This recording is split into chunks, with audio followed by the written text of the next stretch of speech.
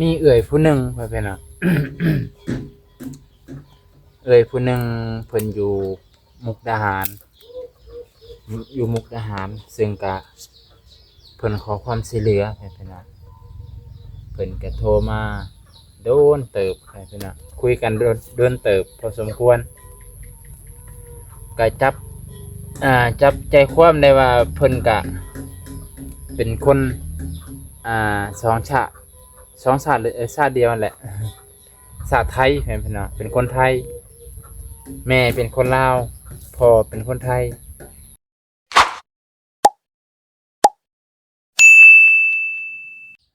ทักทายสบายดีพ่อแม่พี่น้องปาลุงตอนแรงตอนเย็น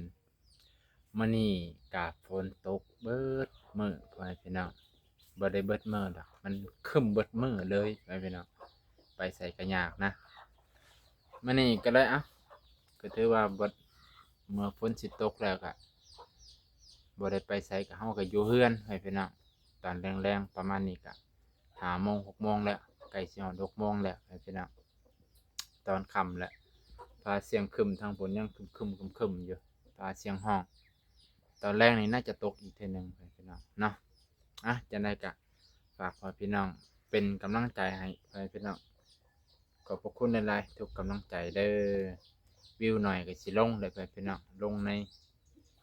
ช่องคือเก่านั่นแหละถือว่าก็แล้วแต่มันให้พี่น้องเดี๋ยวสิพาไปเบิ่งสิเข้าสวนให้พี่น้องเข้าสวนหาเคลียร์พื้นที่ไว้พร้อมจะปลูกผักและปลูกผักปลูกพืชเอาไว้กินให้พี่น้อง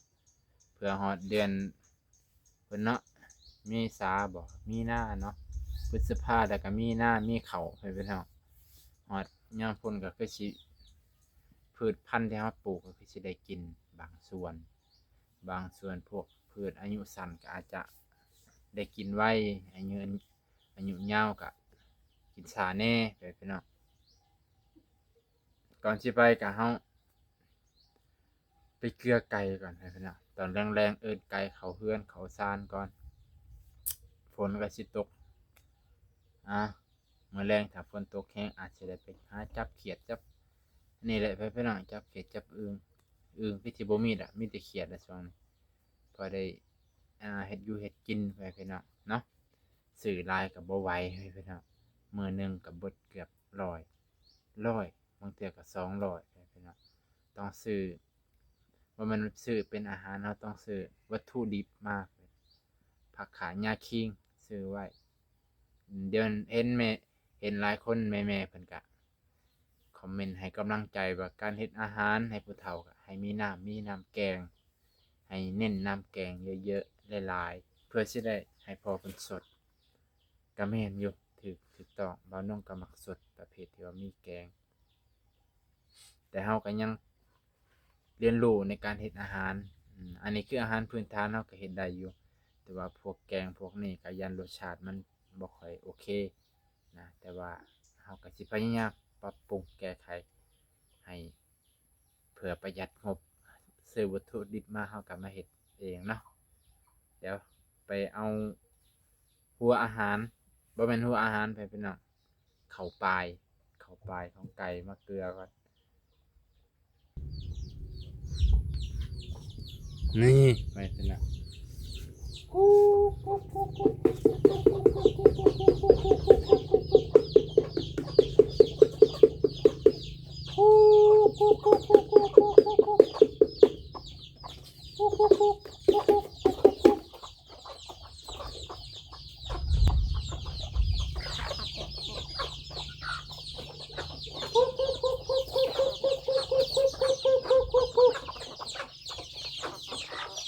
กินใช่ไหม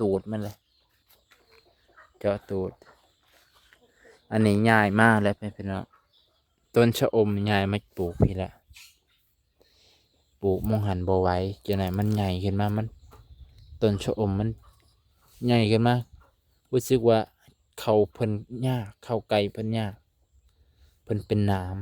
ำอันไหนติดแล้วนี่ติดแล้วไปละติดแล้วนี่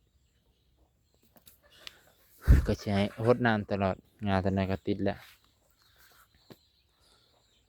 บ่มีหยังปลูกให้เป็นอ่ะกาสิครัวตัวนี้แหละต้นมะพร้าวนี่ก็บ่ฮู้ว่าสิปลูกไว้ไส2ต้นนี่ก็เห็นไหมเขียวงามชอุ่มเลยต่อนี่หมากต้นลิ้นไม้หมากลิ้นไม้ไปพี่น้องตอนนี้สิเคลียร์พื้นที่นี่ครับเคลียร์พื้นที่จะปลูกพืชอายุสั้น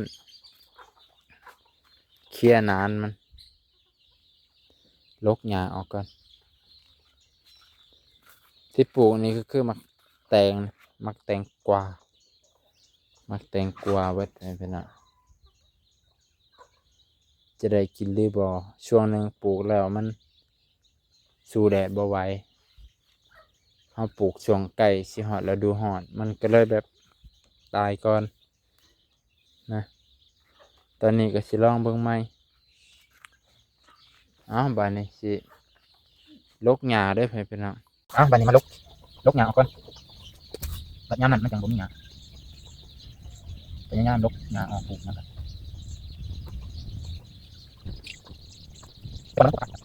จะต้องตัดเป็นปลาเป็นอะไรเป็นปลาเนี่ยแบบต้นดอกเลยนะ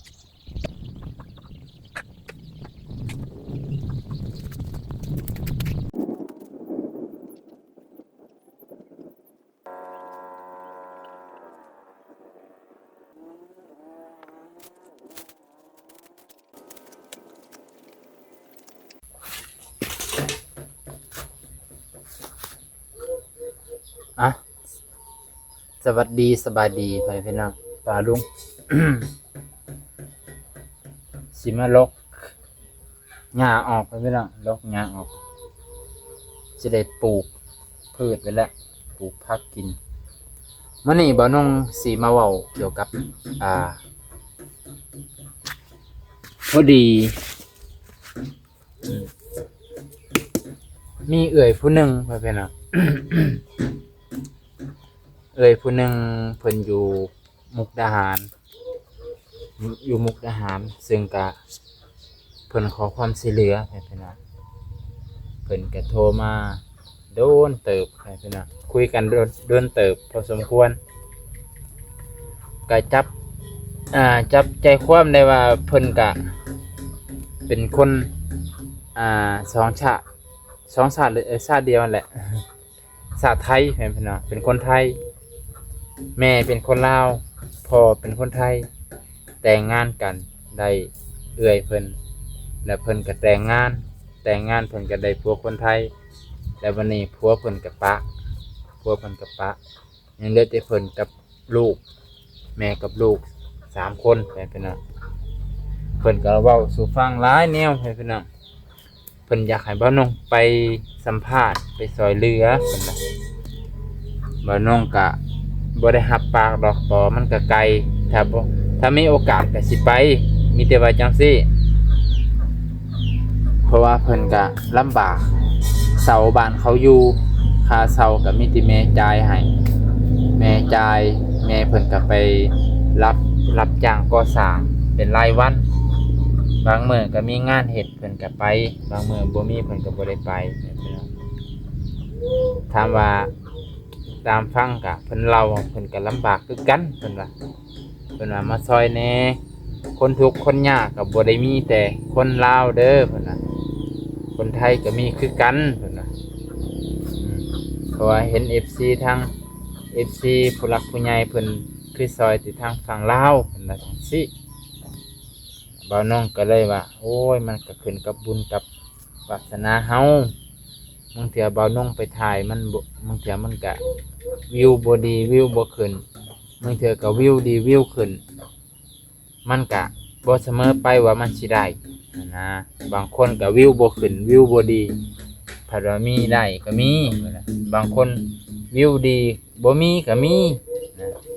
มันก็ขึ้นกับบุญวาสนานะเพิ่นก็คล้ายๆเพิ่นก็ถ้าเป็นไปได้เพิ่นน่ะก็อยากให้มาหาพ่อแม่พี่น้องก็คิดว่าจังไดเพิ่นอยากให้ไปถ่ายนั่นแหละก็บ่ได้ไกลเพิ่นอยู่หลังโลตัสมุกดาหารหลังโลตัสมุกดาหารแต่เพิ่นน่ะก็จำว่าเพิ่นเป็นลูกสอดนั่นแหละเนาะแม่ลาวพ่อไทยเพิ่นเกิดมาก็เป็นสัญชาติไทยเลยพี่น้องนี่แหละเรื่องราวของเพิ่นก็อยากให้ไปถ่ายชีวิตของเพิ่นเพื่อนเสาเขาซื้อนะตามเบิ่งเพื่อนเสาเขาซื้อก็ได้ลำบากเบาน้องกับบ่ได้หับปากดอกเบาน้องกับบ่ได้หับปากเลยพี่น้องเบาน้องก็มีแต่ว่าถ้ามีโอกาสก็สิไปอยู่สิไปแต่ก็สิไปผู้เดียวกับบ่ฮู้คือกันก็ย่านที่กันเนาะไปทางไกลทางอื่นเฮาก็บ่ได้ว่าบ่เชื่อใจเพิ่นดอกเชื่ออยู่แต่ว่าเฮาก็บ่กล้าไปผู้เดียวคันว่าไปเนาะพี่น้องเพราะว่าต่างบ้านต่างเมืองถ้าไปผู้เดียวก็ว่าอันตรายเด้พี่น้องคือบ่คือไปแบบบ่มีชื่อคนรู้จักสนิทกันก็ใครแน่อันนี้เฮาก็รู้จักกันที่ทางสื่อออนไลน์เนาะเพิ่นก็โทรมาคักแน่พี่น้องถ้าผู้ใดอยู่จังหวัดมุกดาหารก็ลองเบิ่งพี่น้องไปหาเยี่ยมยามเพิ่นก็บ่ได้ถามฮอดชื่อบ่ได้ถามชื่อเพิ่นพี่น้องบ่าวน้องก็มีที่คุยซื่อบ่ได้ถามชื่อเสียงเรียงนามแต่ว่าฟังก็ได้ยินแต่เสียงเด็กน้อยเพิ่นก็น่าจะอยู่กับลูกเพิ่นว่าอยู่กับลูกเพิ่นว่า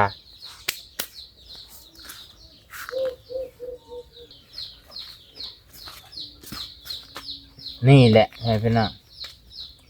ก็เลยมาเล่าสู่กันฟังพี่น้องลกหยายไปนำเราเฮ็ดเรื่องราวไปนำก็คือบอกง่ายๆมันลำบากอีหลีแหละแต่ละคนเพิ่นก็ว่าโอ้ยอยู่ประเทศไทยก็มีคนทุกข์คนยากหลายพุ่นน่ะคนทุกข์คนยากก็มีหลายต่างแต่ว่าสื่อเพิ่นบ่ค่อยนำเสนอหรือจังใดก็บ่ฮู้คือกันอย่านำเสนอไปก็ฮ้วยผู้หลักผู้ใหญ่เพิ่นบ่มักบ่ชอบได้ซั่นเนาะพ่อพี่น้องสิว่าอันตำบลนี่อำเภอนี่เจาะลึกฮอดหมู่บ้านนี่คือมีผู้ทุกข์ผู้ยากผู้หลักผู้ใหญ่คือบ่ดูแลคือจนให้ออกสื่อสื่อออนไลน์สื่อสังคมก็เฮ็ดให้ผู้หลักผู้ใหญ่เพิ่นเสียหน้าเสียตาเด้พี่น้องบางเทื่อคันว่าอยู่ลาวนี่คือว่าเพิ่นก็บ่ได้ว่าเพิ่นบ่ได้ตรวจสอบปานหลายปานใดนะเพิ่นก็บ่ได้เคร่งครัดเพิ่นก็บ่ได้เคร่งครัดปานนั้นว่าสิต้องไปตรวจสอบคักแน่เพิ่นก็แฮงว่าดีแล้วซอยกันซอยสังคมซอยกันขออย่าให้โจมตีรัฐบาลก็พอนะขออย่าให้โจมตีรัฐบาลซอยเจ้าอยากซอยเจ้าก็ซอยไปแต่ขอให้ผู้หลักผู้ใหญ่เพิ่นรับรู้ผู้ใหญ่ในหมู่บ้านเพิ่นรับรู้แบบนี้นะพี่น้องจะสิซอยก็ซอยไปแห่งดีแหละซอยกัน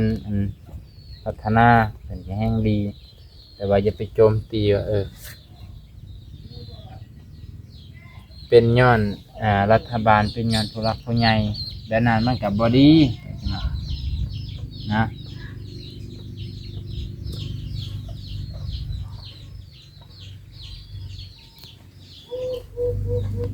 มันก็เลย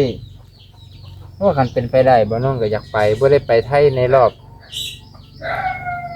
หลายเดือนหลายปีอยู่ให้เพิ่นเนาะบ่แม่นหลายเดือนบ่น้องกลับมาตั้งแต่เดือน3ปีกาย ปีซื่นนี่เนาะแม่นบ่เดือน3ปีกายนี่แหละเพอบ่น้องก็เฮ็ด YouTube ยังบ่ครบปีอยู่เดือน3ปีกายนี่จื้อได้อยู่ก็สิครบปีละ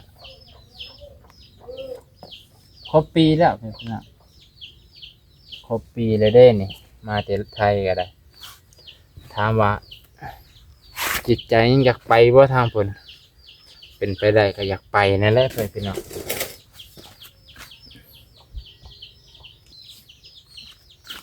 นะเป็นไปได้ก็อยากไปนั่นแหละเบิ่งขนาดเสือตัวนี้พี่น้องนี่เสือนี่บอนเบาน้องเฮ็ดงานล่าสุดหัวหน้าเพิ่นก็ดีหลายดีแบบบ่เคยเห็นมาแหละมองนี่ดีที่สุดใจดีเพราะทั้งหัวหน้าทั้งเจเพิ่นซื้อเสื้อผ้าอาภรณ์ให้โอ้ขออย่างเดียวขอให้ขยันซื่อตรงซื่อสัตย์เจ้านายเพิ่นก็หักแล้วบ่คดบ่โกงเพิ่นนะเพิ่นพี่น้องเอ้ยใกล้สิเบิดแล้วนานนี่ลกแล้วก็นานนั้นก็สิลกออกกับทุกพุ่นบ่ฮู้ว่าสิปลูกอิหยังมาลงปลูกผักกาดบ่ให้ซะนะปลูกผักกาดก็ได้ออมใส่เขียดเนาะ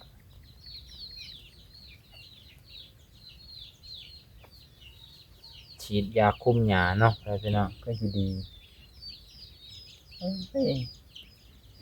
ยันบ่มีสิทธิ์ได้เกิดอยู่นี่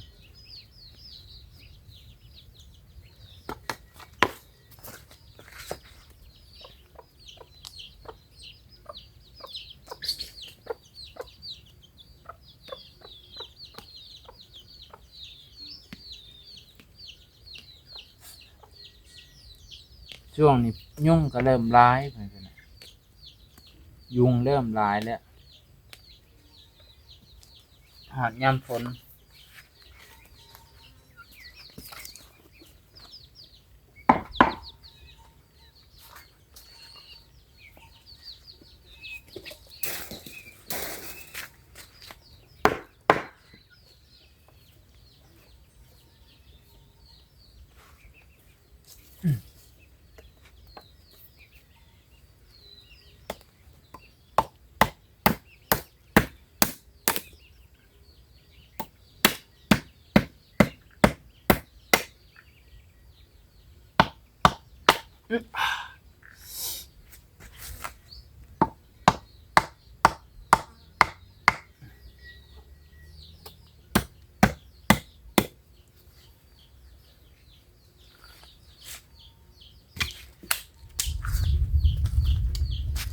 โอเคพ่อแม่พี่น้องสิจบเพียงเท่านี้ก่อนวันนี้มาเล่าสู่ฟังเขตหนึ่งเนาะเพิ่นอยู่ไทยนั่นแหละลูกเซี่ยวไทยลาวพี่น้องเพิ่นก็อยากให้ไปซอยแต่บ้านน้องก็ไกลเลยพี่น้องเฮ็ดไปก็บ่ได้ไกลดอกไปมื้อเดียวก็กลับได้แล้วนะไปมื้อเดียวก็กลับได้แต่เฮาด้วยงบประมาณเฮาบ่มีถึงขนาดนั้นข้ามไปมากอ่ะถือว่าหลายแล้วพี่น้องเกือบพันกว่าผมไปจักข้ามด่านซื่อข้าม500ข้ามลาวไทยบ่แม่น200ไปฮอดฝั่งพุ่นอีกพาสปอร์ตน่าจะ300กลับมาอีกก็200พอด่านไทยอีก200พอฮอดด่านลาวอีก200หรือ300มันก็โอ้หลายอยู่เด้อไผว่าฟรีก็บ่มีแหละไปพี่น้องเอ้าขอบพระคุณที่รับชมไปพี่น้อง